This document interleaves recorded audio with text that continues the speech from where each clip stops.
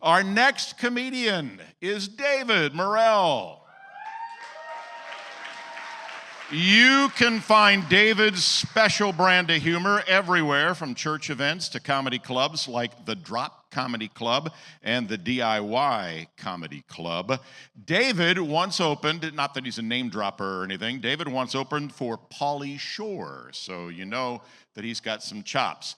And probably the source of most of his humor that he's going to share with you tonight, and then we'll probably have to put him in witness protection. But David is a newlywed. Huh? That ought to make from some good comedy. Ladies and gentlemen, give it up for David Morrell.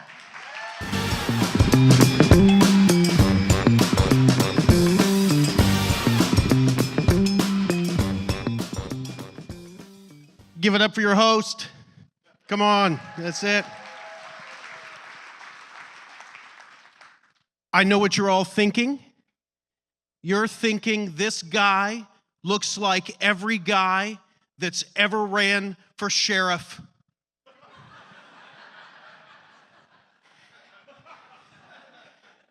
Some of you took a little closer look, like, I'll be darned. Is that my sheriff? I pull this trick and I try to steal one of the big callbacks from the comic that opens. Unfortunately, hers was that she's 27 weeks pregnant. So the best I can do is, I have a colonoscopy in a few weeks. Is that just as exciting? Now, something that some of you probably know about me, and some of you may not, but I'll tell you. So I used to be a pastor. That's it. When I do the clubs, I say this, and that's the response I thought I would get. People sometimes a little intimidated by the pastor situation, but I'm not a pastor anymore, and so that's given me some time to focus on my comedy. And so I've learned some things. I've got some challenges doing comedy. And the first one being, I'm not even the funniest person in my house. Now, here's the thing, and so my son, I'm just kidding, I have a son, and he's on the autistic spectrum. And someone recently came up to him and said, David, you do know that vaccines cause autism. He looks back and says, I don't have polio. I'm glad you laughed at that. I said vaccine in Indiana. Sometimes in Indiana, I get confused where we're at politically, and I feel like I got to wear my MAGA hat and my Harris t-shirt and just be an equal opportunity offender. The other challenge I have doing comedy is that real life will give me funnier things than any bit that I can write. For instance, my wife's name is Christy, and the boss at the church I used to work at, her name was Kathy. This will be important information here in a second. So Christy and I are driving around one night, and we realize we're out of cat food. We pull into the 7-Eleven, and she says, go in and get some Meow Mix. She said it by name. So I go to the 7-Eleven, they're out of Meow Mix, but they have Friskies. Well, I'm a married man. I can't make a command decision. So I pull out my cell phone and I type Friskies ? It autocorrects Frisky ? I send that to Kathy, my boss at church.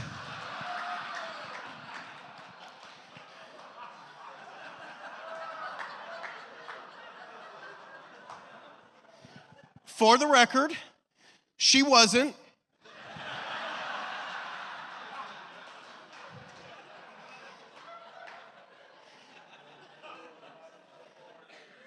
That's how you get banned at a church. The other challenge I have doing comedy, see, I went out and got a book on comedy. I wanted to learn how to do this well.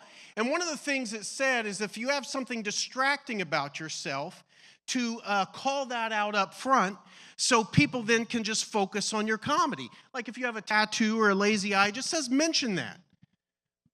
Where do I begin? I'm fat.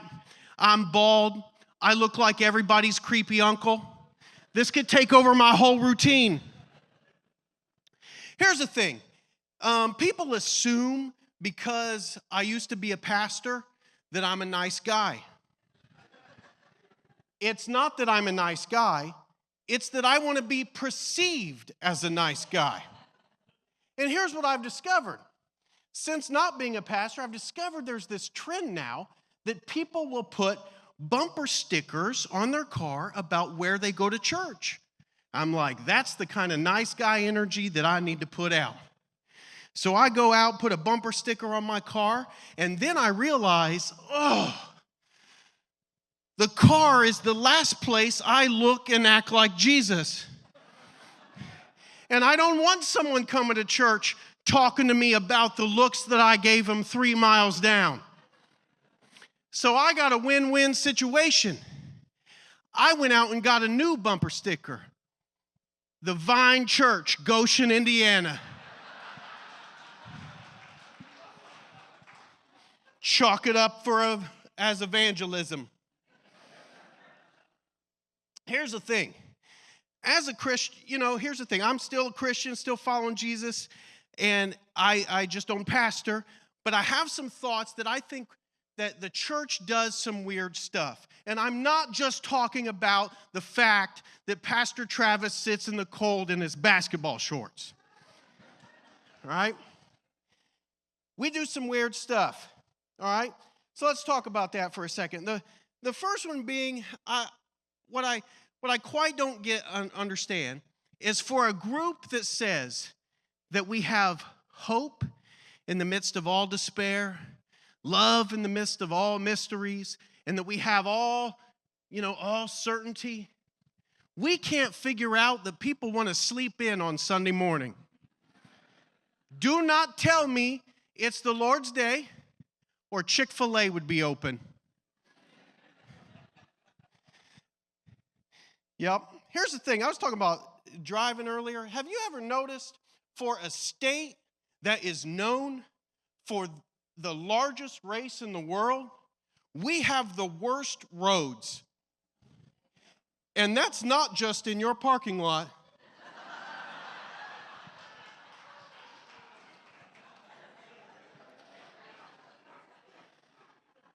The other thing I noticed about traffic in Goshen is Chick-fil-A has nothing on your Dunkin' Donuts of blocking traffic.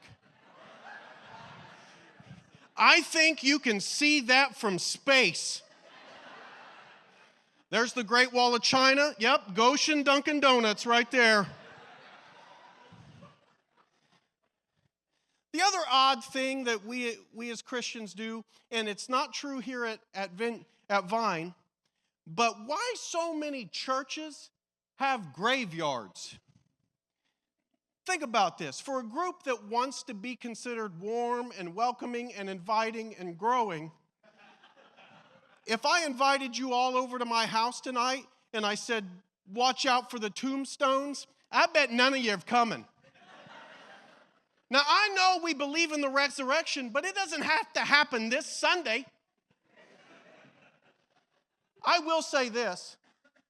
If Pastor Jordan keeps preaching as long as he does, you're going to have to get a graveyard.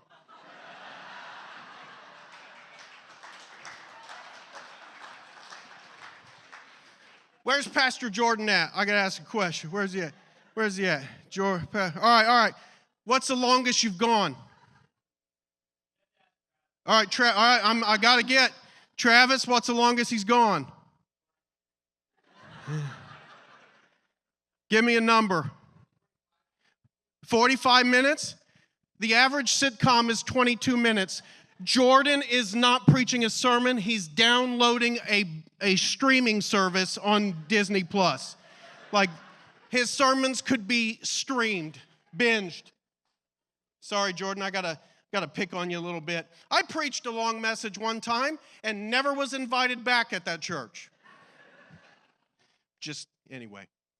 What's the other thing here's the other thing. Here's what I've noticed.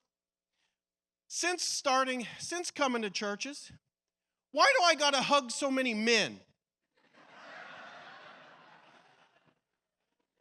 Like, I've hugged 4 men tonight, and I don't think 3 of them are here.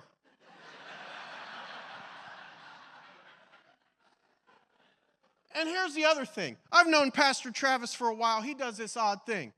I'll go to hang up the phone with Pastor Travis, and he'll say, "I love you, David." "It's a good thing I love you back, Travis. Goodbye." Yeah, all right, so I'll lay off the church for a second, but I appreciate you going with me on that little journey. So the next thing, since resigning from pastoring, I've been given some weird advice. Someone had advised me to go get a financial advisor. Now, I don't know what about a resigned pastor trying to do comedy says money, but let's do this. So I went and I got a financial advisor. The financial advisor says you got to start putting money back for your son's college tuition. So I start putting money back for my son's college tuition. And then I made the mistake of walking by his room. If I'm a betting man, this one ain't going to college. Less college has changed since I've been there. You can major in Fruit Loops, Call of Duty, and Hot Pockets. My budget has freed up dramatically. I went out, put a down payment on a motorcycle, wrote in the ledger, college tuition. Went out, bought me some Jordans. No more New Balance for me, baby. I got a financial plan. Raise an underachiever. Xbox Live is cheaper than college tuition. Just live in that basement, son. They all want to be YouTubers anyway. Parents, you know what I'm talking about. So here's the thing about college. I actually went to Bible college, studied systematic theology and hermeneutics and homiletics and a bunch of other things I can't pronounce. But can I tell you when I knew there was a God? When I bit into a Chick-fil-A chicken sandwich. If you have tasted a Chick-fil-A sandwich and you still don't believe in God, don't accuse me of being a hypocrite. See, I've mentioned Chick-fil-A twice. That makes me an official Christian comedian. It's in the contract. All right, let's talk about getting married. Been married for 9 months now, and I just, thank you. Can I tell you when I knew that I loved her, though? When I pretended to be interested in Hobby Lobby.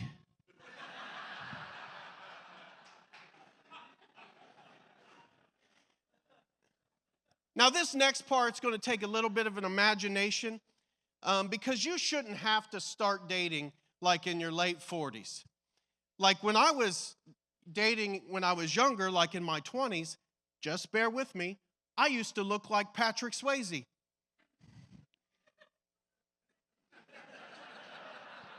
I know why you're laughing. Now I look like Patrick from SpongeBob.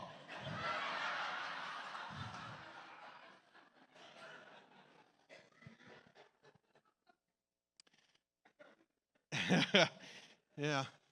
So I just wish there was a couple things that people would have told me before getting married. Who's the married folk in the room? Right on. All right, good stuff.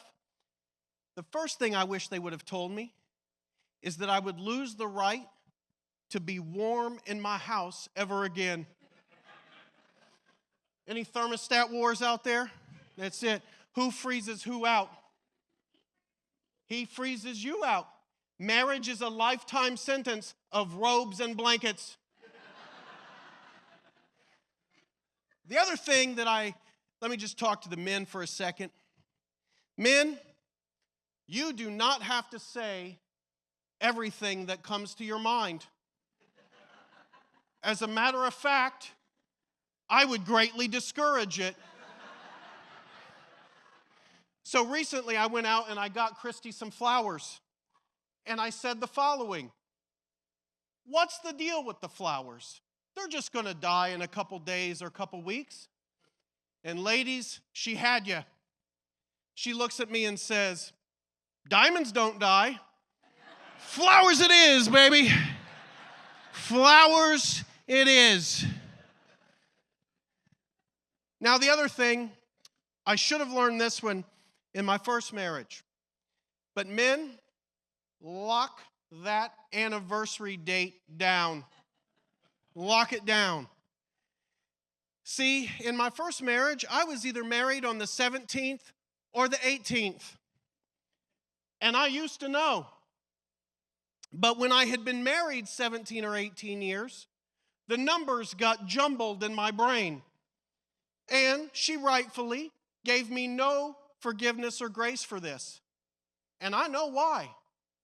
Because still to this day, I know every rap lyric to every song on Vanilla Ice's To the Extreme album. I would have gladly let go of Ice Ice Baby to have remembered the 18th or the 17th.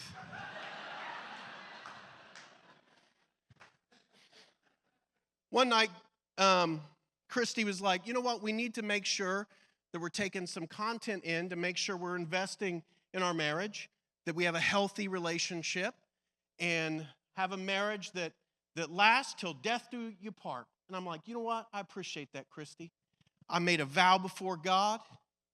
It is till death do us part. Let's invest. She goes, I want you to watch a video. So I watched this.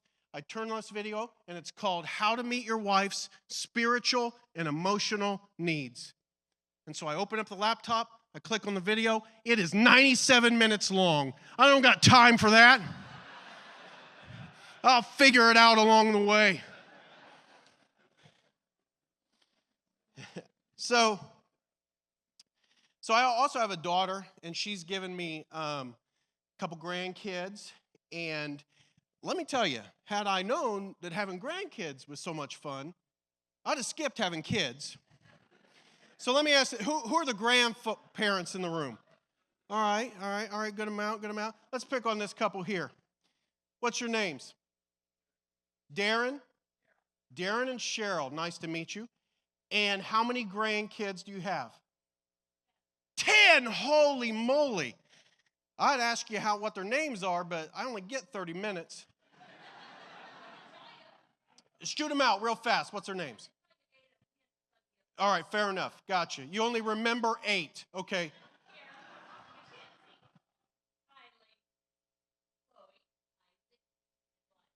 Yep, those some Gen Z names right there. What you got? Right. I would highly recommend that maybe you two talk about what your grandkids' names are. And, because if you don't remember their names, birthdays surely ain't happening. So let me ask you this, though. Are they good kids? All 10 good kids. Great. Is it because your kids are raising them the same way you raise your kids? Oh, God bless you. Because that's not the case in my journey. My daughter invented parenting. Just ask her. I don't know why my daughter feels like she has to change up everything when it comes to parenting. Parenting differently than I did. Let me give you a for instance.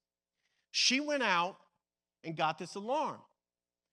And when the child opens up the door or the window, it lets the parents know their child is missing. And I don't know why They just can't figure out their kids are missing the same way we did back in the day. On the back of a milk carton box. Just imagine with me for a second. It's the 90s. Honey, when's the last time you seen David Jr.? You might want to go check on him. We're out of Frosted Flakes. Could you check the Frosted Flakes first? Anyway, so like I mentioned, my daughter's probably in that young group of the millennials. And do you realize that the oldest set of millennials, like they're approaching like 43? And so I'm not saying that's old. You're picking on somebody here. Which means like they're, like people talk about the millennials, and often what I hear as a critique is the participation trophy generation. You heard that? They'll say they didn't earn anything, participation trophy. Did you get a few participation trophies? Oh, good. Right on. And so, but here's the thing. That means if they're like 43 something, that means they're old enough to be hiring managers, entrepreneurs, bosses. And so I'm all about the millennials now that I'm looking for a job. I want to get my hands on a participation paycheck. Just want to participate. All right. So I've lost about 55 pounds. Thank you. And I've done that in part by going to the gym. Any gym goers out there? All right. We'll pick on some gym goers here in a second. But here's the thing about the gym. And I can't speak for the ladies' locker room, but men, we got to get one thing straight. The towel is not optional. We spent a year and a half telling the world to mask up, and we got the message out. But the word about the towel hasn't got to the locker room. I kid you, post-pandemic, there was someone in the locker room, mask on, no towel.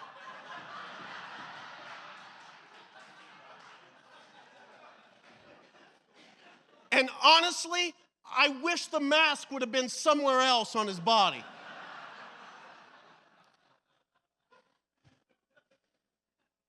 Those aren't the only weirdos at the gym.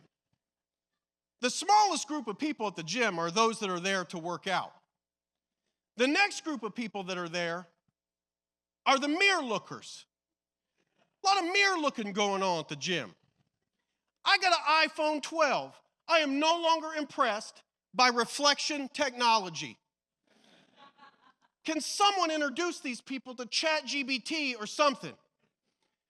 Next, the other group of people at the gym, and the most annoying, are the talkers. Am I right? Unfortunately, I discovered I was a talker. When the gentleman looked at me and said, "Sir, will you get out of my shower?" Unlike him, I had a towel on. The other thing they don't tell you about getting healthy is you are not going to be able to keep up with the clothes purchases you have to make. You're just not going to be able to do it. And a big guy like myself, my pants can go all the way to the ground. Nobody wants this, especially this row right here. The other thing they don't tell you is your underwear doesn't check in with your pants if it's going down. Sometimes it takes the lead. I could be up here right now, underwear down. And if I haven't timed my pants purchased properly, I could turn this comedy show into, what do the millennials call it? A gender reveal real fast. Hey, you've been a great crowd. Thank you.